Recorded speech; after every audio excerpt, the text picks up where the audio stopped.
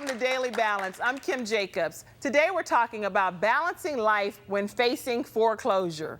If you're thinking about purchasing a new home or you've already purchased a home and you're facing tough times, this is a very important show for you.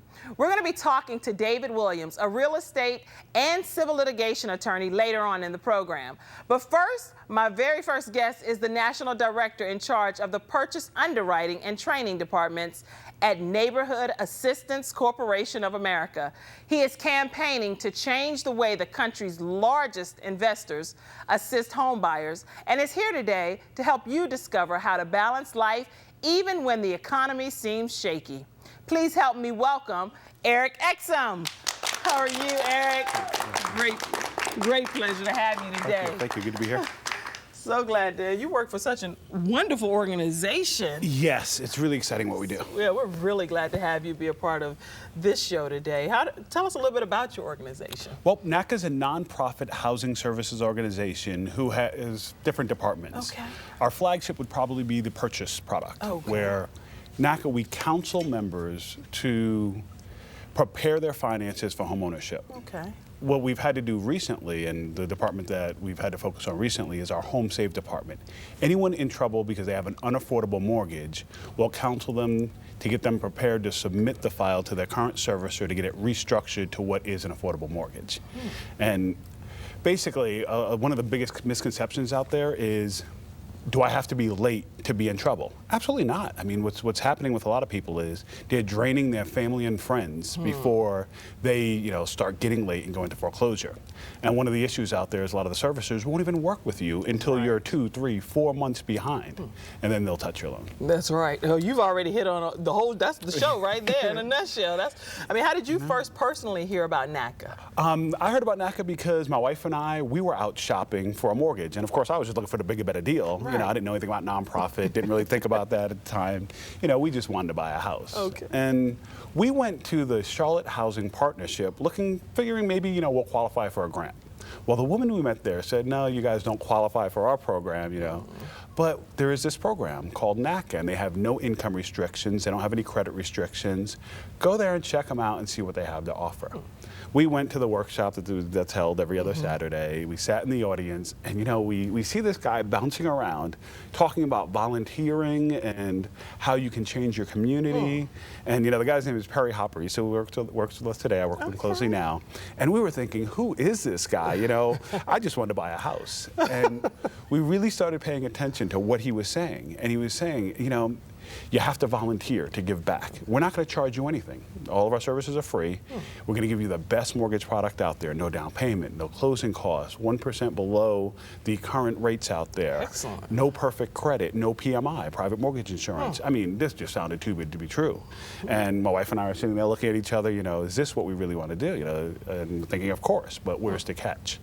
And we went, we applied for the mortgage, and we just couldn't believe that more interested in getting us a mortgage was really understanding what we wanted in our life. Excellent. So that the mortgage fit with that. And we had been shopping, Okay.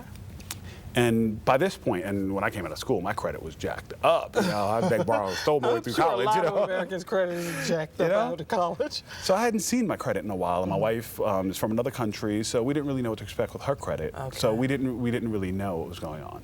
We sat down before a mortgage consultant who said to us, what do you want to accomplish?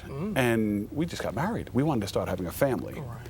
Where every other lender said, you can afford $2,000 a month, you can afford $1,700 a month. NACA said to us, what do you think your payment should be for you to maintain your lifestyle and do what you want in your life?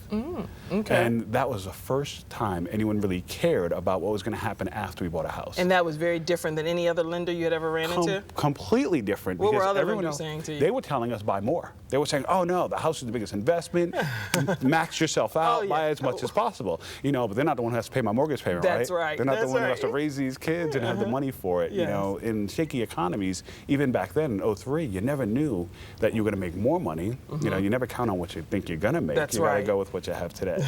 Now that I know what I know, they're pushing to drive up their points, their commissions, the money they're making. They're more focused on closing a deal and getting you to buy as much as possible than on caring whether it's affordable for you long term. And when we came to NAC and realized that they actually cared what was going to happen to us long term, I was so enthralled. I couldn't believe it, after what I had seen. And they were offering good interest rates and good deals because by that point our credit, had been pretty good. I couldn't believe that someone actually asked a question, where do you see yourself in 5 years from now financially? That's what NACA asked. That's what NACA asked. They sat down and said, and the key was, they said, okay, what are you paying in rent today? And at the time, I think we were paying $800 a month. So, well, what do you want your payment to be? Right. And at the time, we said we don't want to go any more than $1,100. They said, okay, then here's what you're going to do. You're going to sit down and figure out your finances, and we'll do it with you, and we'll look at your budget. Okay. And we sat down, we looked at our budget. They said, okay, according to your budget, you have the ability to save a monthly payment of $500, $600, whatever it was at the time. Good, okay. I said, now you're going to have to demonstrate for us over the next 3 to 6 months that you can save a minimum of $300 a month. Because when you have this new mortgage payment of $1,100, you're going to have to pay the $800 you're paying now and $300. Let's see if that lifestyle adjustment works for you before you sign on the dotted line for the next 30 years.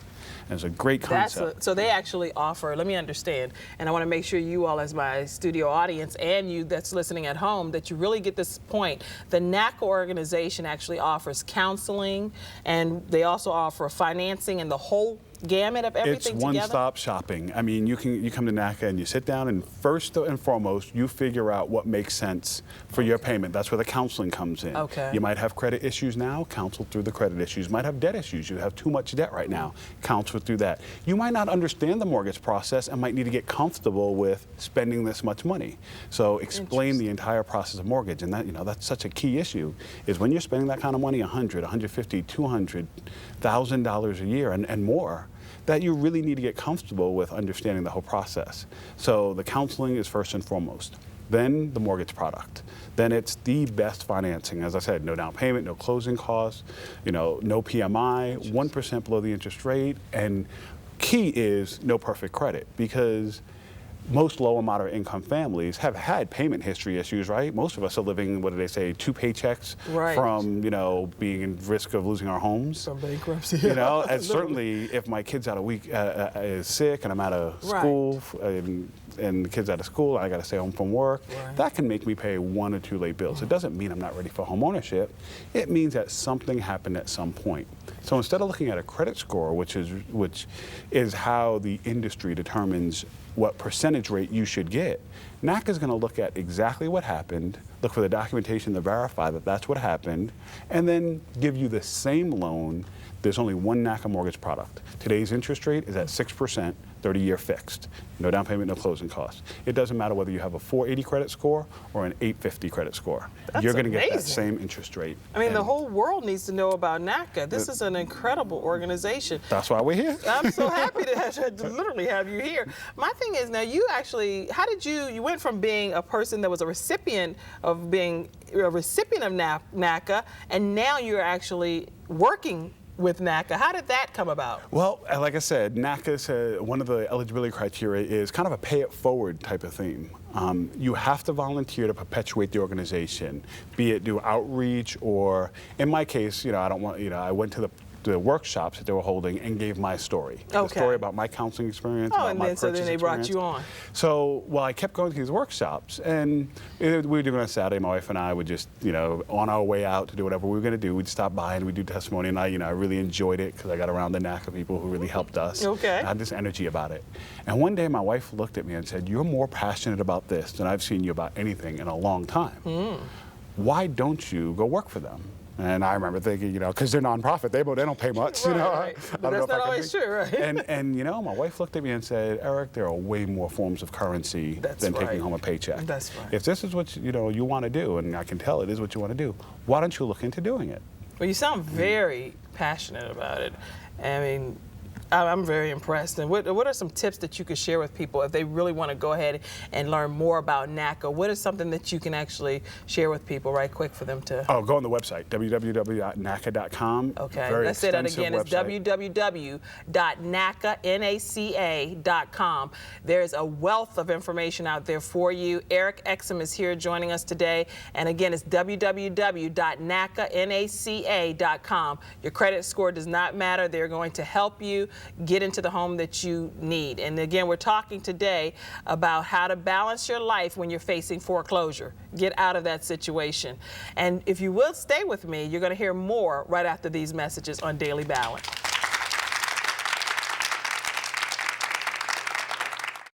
Order your copy of How to Start and Succeed in the Seminar Business, presented by Les Brown and Kim Jacobs, for only $29.99. This intensive, information-packed 2-CD set and workbook will provide the step-by-step processes to start your seminar business and start making money now. Normally $59.99, but today only $29.99. So don't wait. Call 1-800-575-4021 or visit dailybalancewithkim.tv. Thanks for joining us here on Daily Balance. I'm so happy to introduce my next guest, Attorney David Williams. Glad to have you. It's a great pleasure. Nice to have you here today. Now, David, you're the guy that people call when they actually receive the foreclosure notice. Everybody picks the phone up and immediately calls Attorney David Williams. So what is that about? Either they'll call me or someone they know will say, you need to call David. So I've received a lot of telephone calls from a lot of people who are distraught, and they see the sky falling in. The first thing I do is to listen and tell them it's not the end of the world. Interesting. What do you recommend to people that they do once they've received the notice? The first thing I do is to listen to people and try to figure out why they're calling me. A lot of people are calling because they want an answer, and a lot of people want to know what their options are. And I think it's important to listen to people to see exactly what they are trying to accomplish. So the first thing I do is to ask them, has anyone looked at these documents? Have you actually been served? Because so many people will say, I'm in foreclosure, and they've received a letter, certified letter saying you need to call us, and that's not foreclosure.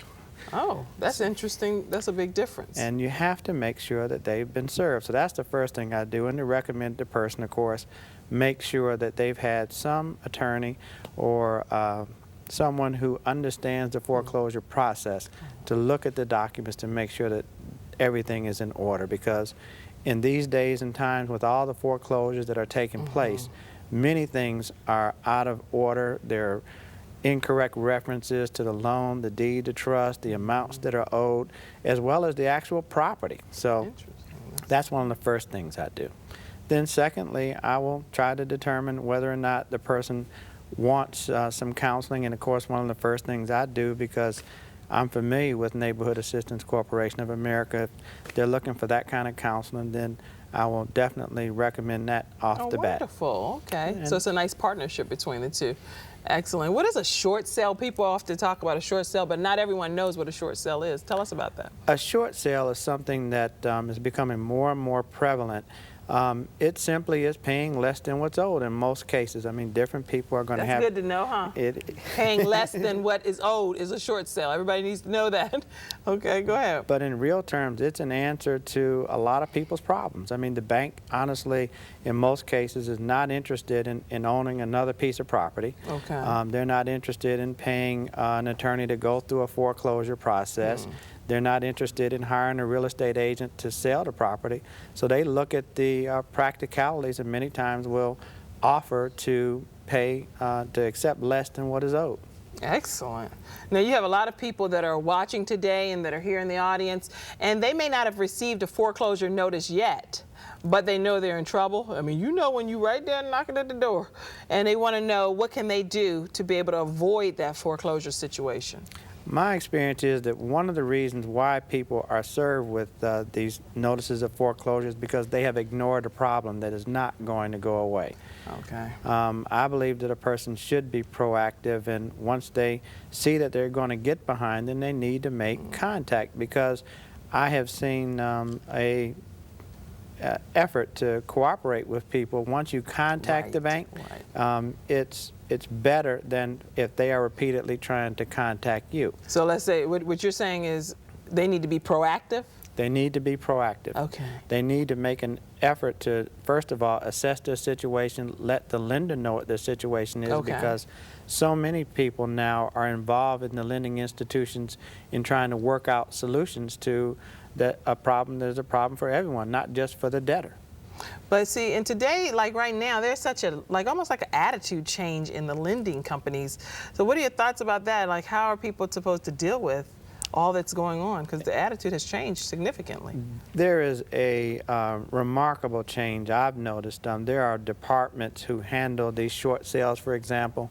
The lenders have recognized that this is a problem for everyone. They are trying to, as a business decision, to minimize their losses. And they understand that every time they come out of a loan, it's not a matter of whether they're going to lose, it's how much. Wow. And so I have seen in the past where people felt very threatened by the process, but now people are trying to work with people in foreclosure. Now, that's not in all cases, but I have seen a real change in the efforts by the lending institutions and by also the attorneys who are handling these foreclosures, as well as, in many cases, the people who you contact, the actual collectors themselves. Well, so basically, if there is a group of people, or there are people that are watching here or even sitting here today that have received a foreclosure notice, does that mean that it's the end of the story for them? Because people give up hope once they get a foreclosure notice. It is just the beginning of the story. I think most people think that they no longer own the property when they've been served the foreclosure. That's not true. Many people think that. You own the property until it's over. I mean, you have the right to sell that property anytime until the process is over. You can refinance. Just last week I had a gentleman, he was proactive. He actually shouldn't have been foreclosed on, but a foreclosure was served actually after I had begun the process of doing the closing. And we were able to close, and he had refinanced because he saw it coming. Right. And I paid off the foreclosure like 4 days before it was served, even before the hearing. So the property can be sold. You can refinance your way out of this. There are a lot of different things you can do. Some lenders even will accept a deed. I wouldn't recommend that to anyone, but there are so many options. It is just not the end of the story once you're served. Well, awesome. It is such a great pleasure to have you here with us, Attorney David Williams. And we're going to be right back after this break with more from David Williams and Eric Exum in a minute. Great information. Call now to receive your DVD copy of Kim Jacobs' seminar on Bridging the Great Divide, a woman's guide to balancing personal, family, and work life. Order your copy today for only $29.95. Call 1-800-575-4021. To order online, visit dailybalancewithkim.tv. Welcome back to Daily Balance. I'm joined today by Eric Exum and David Williams, who are explaining how to maintain balance when faced with the very serious problem of foreclosure.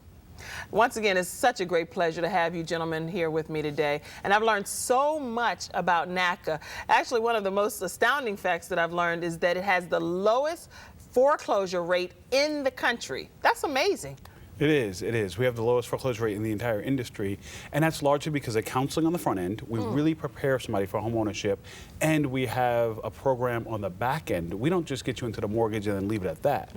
We have what's called the Membership Assistance Program. And when I was talking about the Volunteer Acts and the eligibility criteria, one of the things we do is make sure we stay with you for the life of the mortgage. So as long as you have a mortgage, you can always come back to NACA for counseling. Things change in our lives. You know, sometimes a spouse might lose a job or get a reduction in income. Sometimes, I might not get as many hours as I used to at my job.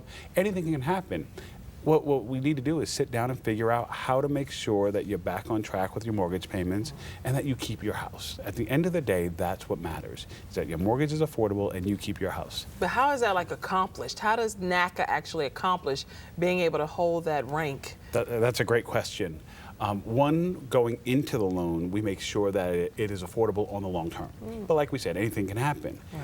If you come to our membership assistance program, not only do you get financial counseling, but we will literally and actually pull from our NSF, our Neighborhood Stabilization Fund, to help you financially with your payments if need be, to keep you out of foreclosure while you're getting back on track if it's a short-term situation. Excellent. And we can help modify your current loan or forbearance, whatever it takes to make sure we get you right back on track. Well, I mean, this is like literally, I mean, people have got to go to your website just so that they can be able to learn more about NACA. www.naca.com, right? That's right. www.naca.com. Make sure you all go and learn more about this program. It's amazing. Tell us more about the purchase product. I know you were talking about that before the break. Well, the purchase product, like I said, you go in getting counseling to really prepare you for the payment. It's a one-stop shop. Basically, you get the financing, best in the industry. You can, even if you don't have a real estate agent, NACA will assist you in getting a real estate agent. We'll assist with the closings, and we even have a program where if you buy a multifamily, so anything between a 1 and 4 family, we'll sit you down with an attorney who can help you understand what it means to be a landlord. And that's where David comes in. David Williams. Excellent. Okay. And basically make sure that you go into this purchase knowing everything you need to know to be prepared for the long term. And then, you know, and as we're talking about foreclosures, you know, if you go into it prepared, you're not at that level of risk for foreclosure. Basically, what NACA is trying to do is set the industry standard. NACA didn't start as a mortgage organization. It started as an advocacy organization who wanted to fight against wrongdoings out there in terms of economic justice issues. Interesting. And so is that where you actually come into the whole political thing? Because I know you're very heavily involved politically, and you also encourage it amongst everyone that I've heard you talk to. So is that how that all links together? Absolutely, that's our roots. It's getting out there and getting involved in your community. It's calling your local representatives and telling them how you feel, how to change your community. NACA is a neighborhood stabilization organization, and the way that all starts is telling your representative, I want you to vote no on this, or I want you to vote yes on that. It's getting involved in your community. It's literally having meetings in your neighborhood.